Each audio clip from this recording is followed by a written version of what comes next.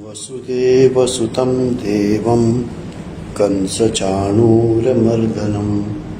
देवकी परमानन्दं कृष्णं वन्दे जगद्गुरुं. So as we were discussing last Sunday,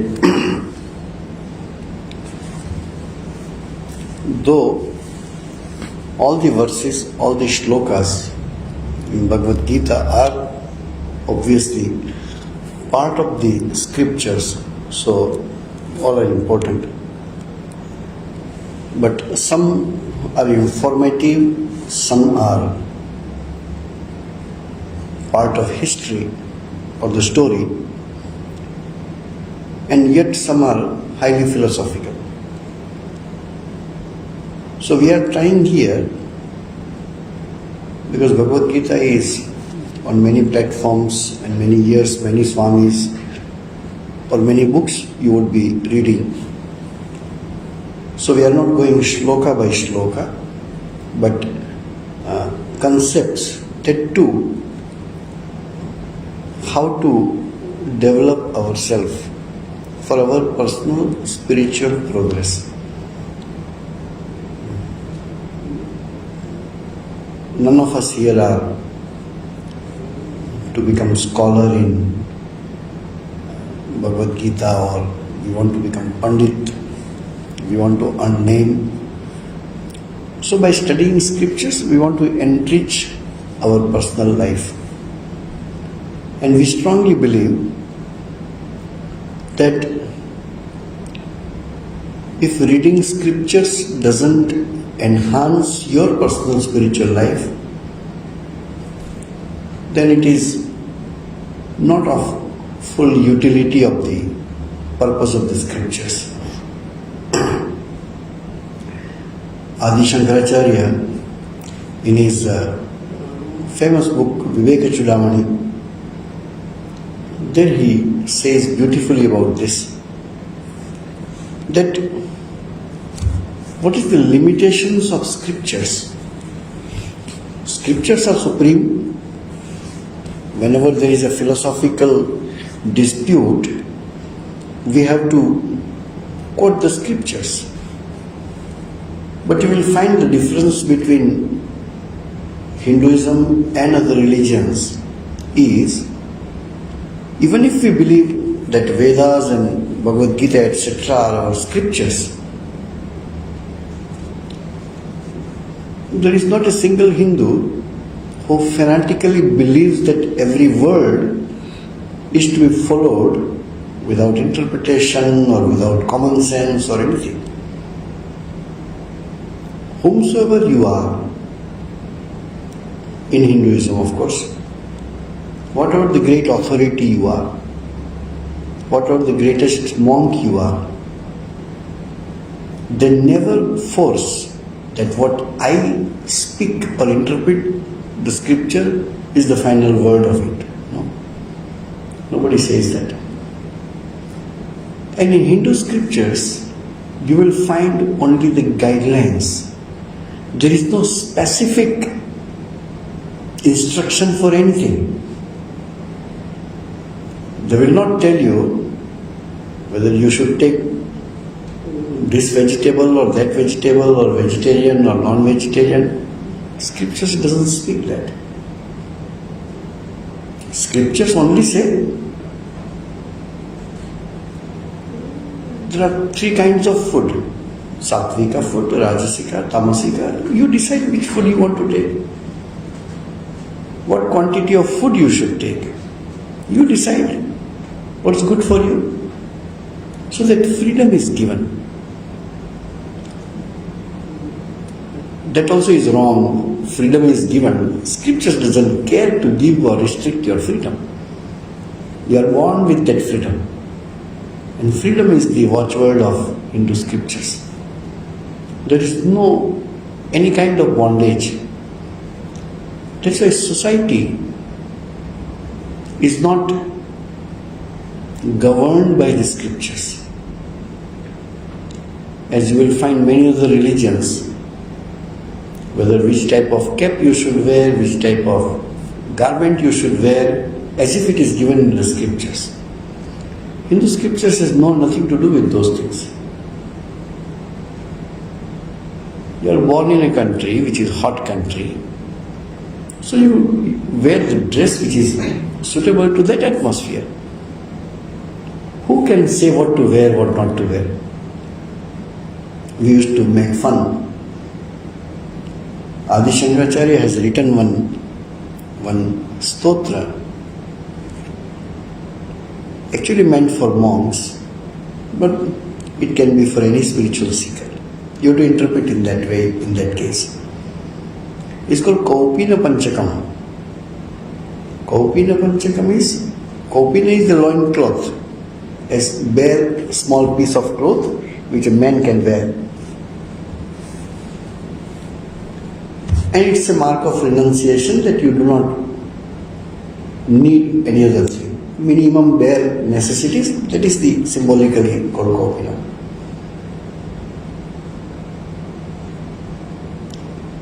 We told because Shankaracharya was born in Kerala, very hot place. If Shankaracharya would have been born in Kashmir, which is a very cold place,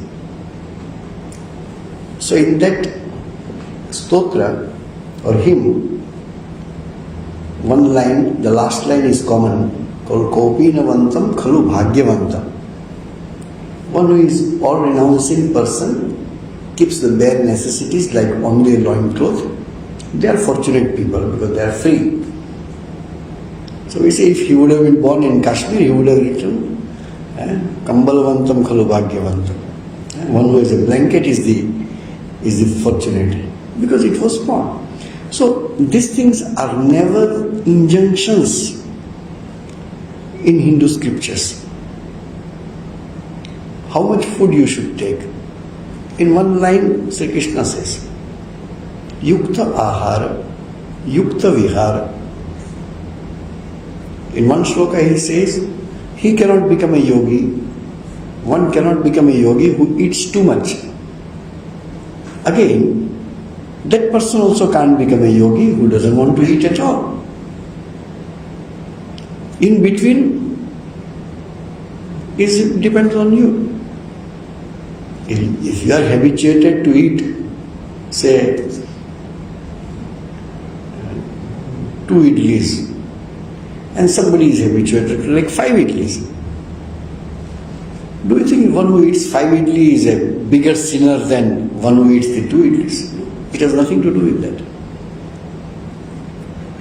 Other day on quite a big platform, traditional monks were there as speakers and organizers. So I was given a topic to speak, the probable misunderstanding or misconceptions about Hinduism. So I saw myself and studied little and put it. So much varieties are there. One side you have Vaishnavas who take pure vegetarian food, even onion, garlic also they don't want to take. Other side, there is a group of people, same part of Hinduism, who eat raw meat, not even cooked, but they are also Hindus. Hinduism doesn't restrict. Nobody can say just because I am doing this I am a Hindu. No. Basic philosophies, basic system of belief, and that too, you have a right to ask endlessly. Till you are convinced, you keep on arguing within your own religion, with respect. But you keep on arguing till you get the answer. Sri Krishna said the whole Bhagavad Gita to Arjuna. At the end he says, whatever I had to say, I have told. Now you think endlessly and decide what you think correct. Vimrashya tad asheshena. Vimrashya means think endlessly, asheshena. Yathachasi dasakuru. And do whatever you deem fit.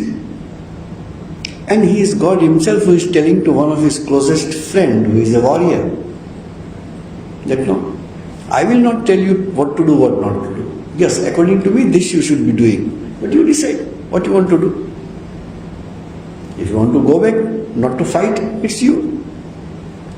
If you want to fight, I am telling you should, because it is meant for protection of dharma.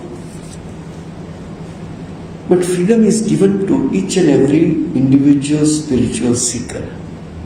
What life you want to lead? What values you want to practice?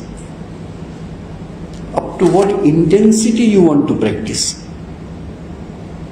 It is your freedom.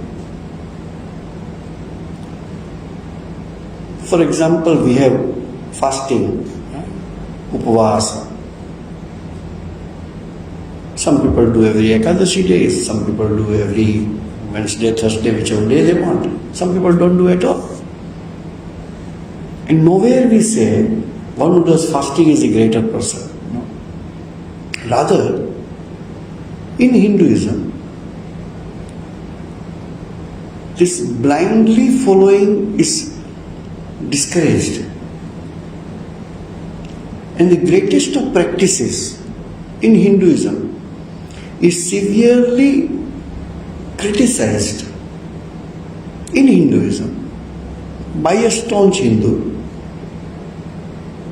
whose other counterparts are practicing that.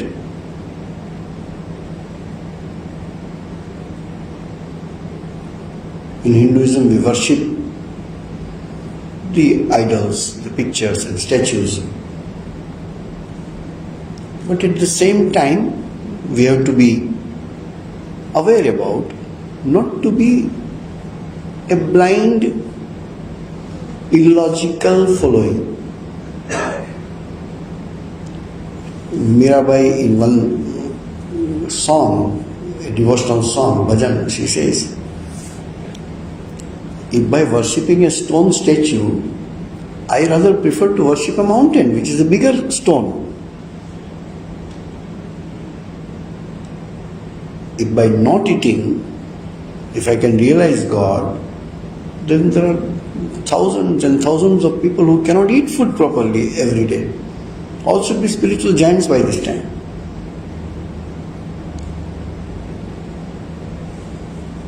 So all the good practices has a value provided the way you accept and practice is proper. Just by doing you cannot. If you say I do whatever I like, but I will not eat today.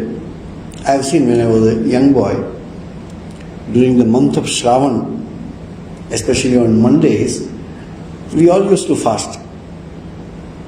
But that fasting had another reason, because on fasting day there are special preparations which are more tastier. So we cut jokes. Ekadashi day fasting means what? Ekadash means 11. So you have to take 11 dishes on that day, Ekadashi. So you can make fun of everything. Now people have become more rigid and all that. God was never in Hinduism, somebody sits in the clouds and governs this world. God is very much part and parcel of our life. You can make fun of God. You can scold your God. It is there in many of the saints have different attitudes towards. Then there are attitudes, I do not know the English words for that. Is compelling God, or rather putting God to in a condition or shaming God himself. We have many devotional songs where the devotee says to God, you better bless me properly, okay? Otherwise people will blame you that being your devotee, this fellow is not progressing spiritually. That's the relationship. That's why in our Hinduism, especially in the bhakti or devotional literature, We have to establish a relationship with God. Whichever relationship you think has your spiritual progress is possible. Considering God as your parent, or considering yourself as parent of God, considering God as your friend, considering God as your wife or husband, whichever way you want to worship, idea is to become closer to God and love God. So, these philosophical shlokas, which could be helpful to us to clarify our understanding about spiritual life. Eventually we need to progress. And we need to remember a few things. Swami Vivekananda says that everybody must read Upanishads or scriptures in general. Why? Then your superstitions will go. Then your illogical interpretation of the same religion also will be reduced. We are monks staying in a temple, we go give lectures in other temples. But we can say that there is no word called temple in Bhagavad Gita or in our scriptures anywhere. But Hindus are the people who have built maximum number of temples. But nowhere it is told, nowhere. In Vedas there is no reference of a temple. In Bhagavad Gita there is no reference of a temple. Ramayana, Mahabharata, epics, you have a place of worship but not the temples as such. Hinduism never had temple. Murti, statues, Hinduism never had. But we don't mind in accepting these practices because it is helpful. Practice of any religion, so far as it is helpful to a Hindu for his or her spiritual progress, we are not ashamed or afraid of taking that as our practice. Because it is helpful. I know some people during this month of Ramadan, they do just like Muslims 30 days fasting. Not that they are following Islam, but they are following fasting only. We develop religious practices, the sects are born, organizations are born. For example, there was Brahmo Samaj during Sri Ramakrishna's time. Now also it is there, but it is practically defunct, it's not functioning. They took philosophy of Vedas, passages of the Vedas, external practices like a church, completely like a church. If you go to Brahmo Samaj in Calcutta, you will find you have come to a church, but there is no cross. It is like benches are there, stage empty, and there is a pulpit where somebody will stand and give lectures and preach the doctrine which they believe in. And people used to flock. That was the time when all the youngsters, they were mesmerized by the founder, or not founder, the person who was in charge at that time, Keshav Chandra Sen. And then after some time it is not there, not in use. It's in the books, or two buildings are still there as a part of the heritage. Yes, here used to be Brahmo Samaj, and now practically that building is more important and visited by the devotees of Sri Ramakrishna, that Sri Ramakrishna visited this place. Not that it is Brahmo Samaj. Oh, here is the place Swami Vivekananda used to sit and sing. That's why this place is important. Whether it is Brahmo Samaj or any ordinary hall, we don't care. There is a beautiful sutra in Narada Bhakti Sutra. It's called Tirthi Kurvanti Tirthani Sat Shastri Kurvanti Shastrani. About the great people. It is they who make a place of pilgrimage They give the status of pilgrimage to that place. If you come to know that this is exactly this corner where so and so sat and meditated, is enough for you to put your head there. In India we have places, in many places. Singapore, unfortunately, we don't know exactly where Swami Vivekananda came. But there must be a place where he came and stayed for 3 days. Some people say somewhere in Mountbatten Road, because he came with a Sinhalese family from Penang to this side. Anyway, wherever these great people put their foot, that becomes place of pilgrimage. In India we have many places, especially in the western side, in Gujarat side. From childhood I have heard that Mahaprabhuji came here. So Mahaprabhuji means we always think of Sri Chaitanya. And they call it Mahaprabhuji's Baitak. Baitak means a place to sit. Later on I came to know it is not Sri Chaitanya, it is a Vallabhacharya. Vallabhacharya was another Acharya like Sri Chaitanya. Devotional. We have to discuss this. Devotional schools are very good. Kirtan doing is easiest things which can be done. They don't restrict you from any external limitations. You are a householder also okay, you are single also okay, you are not a monk also okay, if you are a monk also okay. Devotion to God is important. And so much emphasis was given. But for some reason, the concept of sannyasa or the concept of renunciation, even if you don't have sannyasa, it doesn't matter. But if you don't have the concept of renunciation, renouncing lower values for the sake of higher values, if that concept is not there, that movement will have a downfall. And this sect of Vallabhacharya, which was so much in western side of India, now also we have,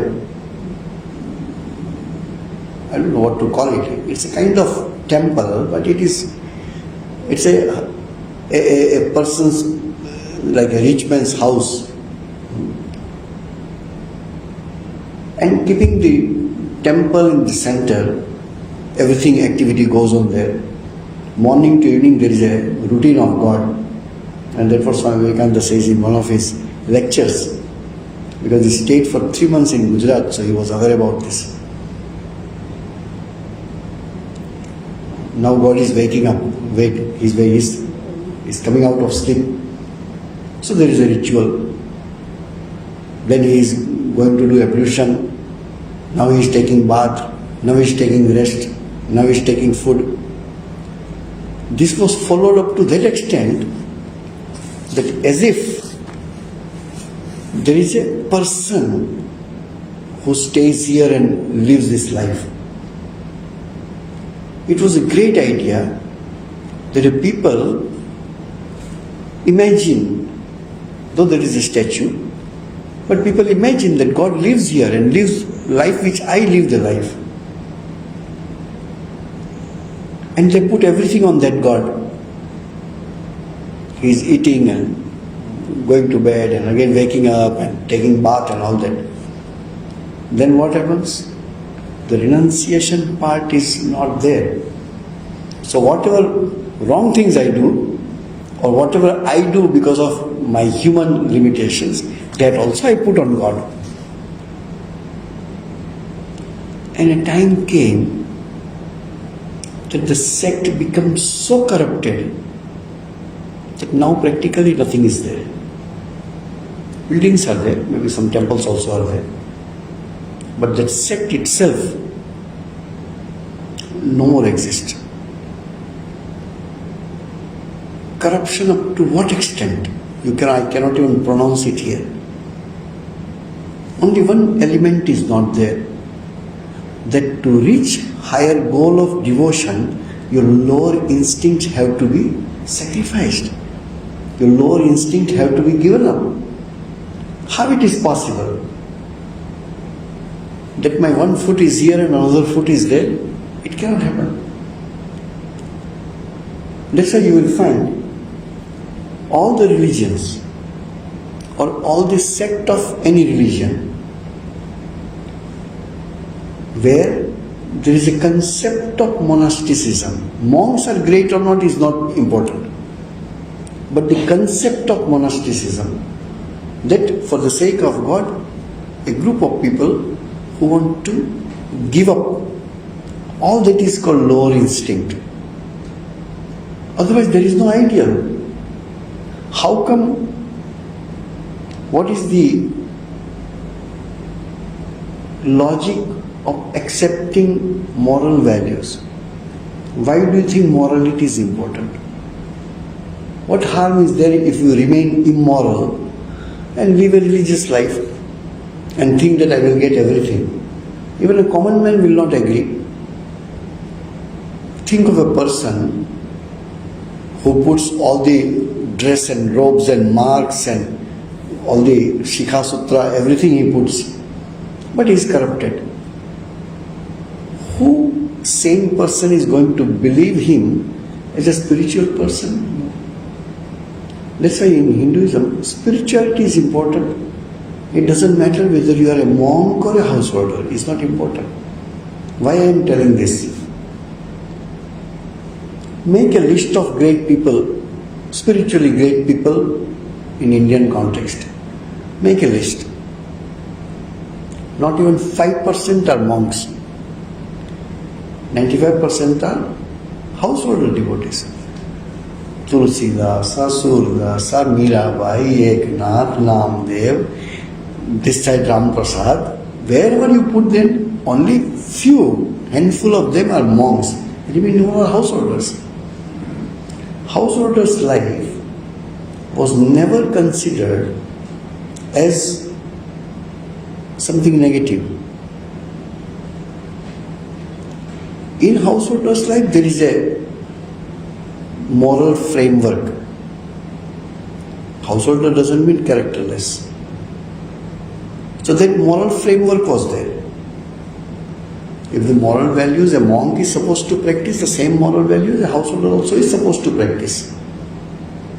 If he wants to advance in spiritual life, that's all. That's why religion and spirituality, these two have to be understood properly. Religion, today you are not religious man, tomorrow morning you can apparently become religious. You change your dress, change your hairstyle, change your routine. Today every day you used to go to bar or a club, from tomorrow you start going to temple. Till yesterday you were wearing one kind of dress, from today you start wearing another kind of dress. Today you had a big hairstyle, now you shave your head. You can do it in one day. And apparently people, so he is a very religious man, because he is all the external sign of a religious man. But you cannot become spiritual overnight. What we need to understand and what we want to practice is, it doesn't matter for your practical life what you are doing. That's why there are so many statements in our scriptures and in our teachings of great people that God will see the mind. God doesn't see what activities you are doing. Your profession is there. For example, is it good to find faults? No. But you are doing a work of a proofreader. Your duty is to find fault. So do you think a proofreader is a sinner? No. So we understand in a practical spirit. Many times we say, why to be in the ashram? You put a chair in the sanctum, in the Garbha Mandir, and sit beside Sri Ramakrishna also, you cannot become spiritual. Spirituality is different than religion. Maybe, I do not know if we can define.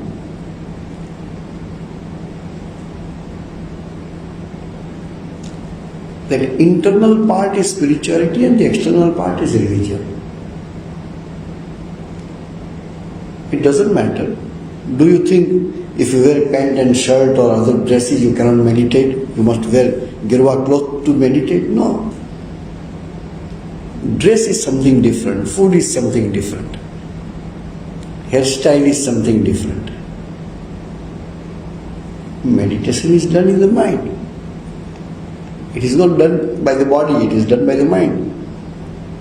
So always religion and spirituality we must understand. And religion is useful provided you are spiritual. Otherwise it's a business, like any other business. The way of life, keeping temple in the center. Many times nowadays, for some interest, I am trying to go through some sites and books and all that. How come thousands of temples are constructed? Thousands. Some of you may have visited. There are some cities where every 10 steps there is a temple. We have a city called Bhubaneswar in Orissa. Practically every house is a temple. Now you can see a new colonies and buildings, but otherwise every nook and corner you see only temples. There is some proverb, I think, how many thousands temples are there in that city. Temple doesn't mean it's all about religion. No. For example,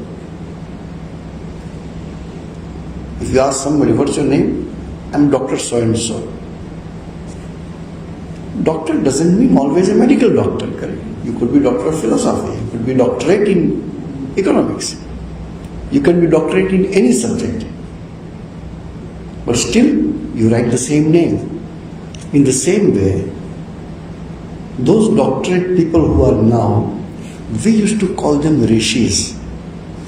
Rishi doesn't mean always spiritual, This is a mistake. We had rishis who were doctors. They have written books on medicine, but they are also rishis. We have rishis who have written about grammar, rishis who have written about science. So temple doesn't mean always a religious place. Temple used to be a place where any part of your life, when you achieve something special, it is depicted there. Now they are finding the temples where, some of you may know, I didn't do that. Those who have done the scout, that is different type of knots with the strings. There is a temple in India where engraved how different type of knots can be made. What it has to do with religion? And why do you think that should be part of a temple? Temple was at the center. The whole Indian life was based on that. Anyway, that's a different topic. So, religion and spirituality. So when we do something, none of us can claim that I'm 100% spiritual and 100% religious. We all are human beings, so we have our own weaknesses. Because of your lifestyle, sometimes more number of hours in a day, you keep your mind on relatively a good level of spiritual. But the same mind comes down. So people who practice this, they are trying to keep their mind in all their waking hours, since they get up in the morning and night when they sleep in between, keep the mind as best as possible. But if you study yourself, your mind goes down also. So much so that you are ashamed of yourself. Just 1 hour before I was meditating, 2 hours before I was meditating, Evening I was meditating, how my mind can go down. That's how the three gunas, sattva, rajas, tama, keeps on changing in you. Slowly you take control of your senses, control of your emotions, control of your thinking, and try to keep it from tamasic to rajasic to sattvic as much as possible. This is all spiritual life, nothing else than that. So no one of us can claim that I am 100% spiritual. It doesn't happen like that. So Bhagavad Gita gives a very beautiful shloka that you may have heard this shloka. Neha bhikramanashosti pratyavayo na vidyate svalpamapyasya dharmasya trayate mahato bhayat. This is a shloka. You see, I was telling, it's not everything about philosophy, God and Brahman and all that. No, not always. Here it says, it's a psychology. What is that?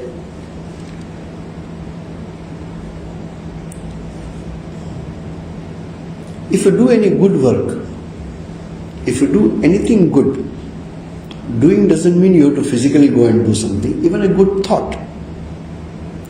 Nothing is wasted. This is a big thing, eh? Nothing is wasted. Neha abhikrama nashosti. Secondly, it doesn't have a negative effect. If you do good, there is never a negative effect. Pratyavayona vidyate. So even if you do little good, it has a capacity to save you from big dangers of your life. So it is always good that purposefully, consciously, every day doing something good. Not that we are doing bad things in life, no. But till your nature becomes such that whatever you do is only good, till that level your mind reaches, we have to constantly and consciously try to do good. For example, you are walking somewhere and you found a empty cane or a piece of paper or something which is not supposed to be there on the road or in the garden. To pick it up and put in the dustbin. It was not your duty, but it's good to do something good.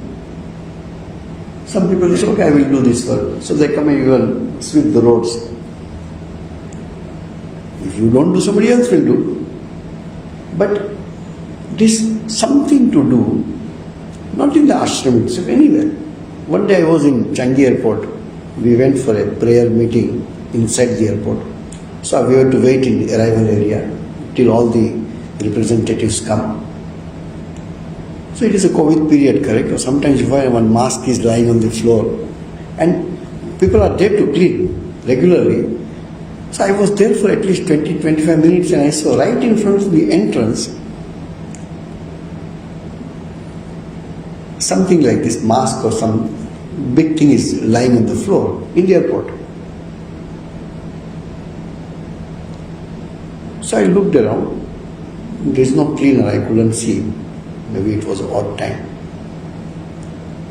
So I saw whether nearest dustbin is there or not. So I picked up and put in the dustbin. We are not appointed to do this job, but it is part of the society. We are enjoying the cleanliness. So if there is something unclean sometimes, and if you happen to be there, just do it. It's not a question that by doing that you become great. No. This is part of our life. There is nothing big about it. We don't give too much importance to it. But not to do it is something that you are not contributing to the society. So it is always said that anything in front of you, and if you are capable to do it, just do it. Somebody very good message, they send in messages and WhatsApp and all that. You can do much better than what you are doing, or you can do your best, provided you do not think who will get the credit. If it is your duty, why should I do it? It is his duty. If it is there, I will do it. I don't care who gets the credit of it. Sometimes you do good work, your boss will get the credit. But do you think you should not do? No, it's not a question of who will get the credit. But generally we don't think, why should I do it? Sometimes people say, when I do something good, nobody is there to see and clap for me. You don't need clapping for it. You do good because it is good to do good. That's all.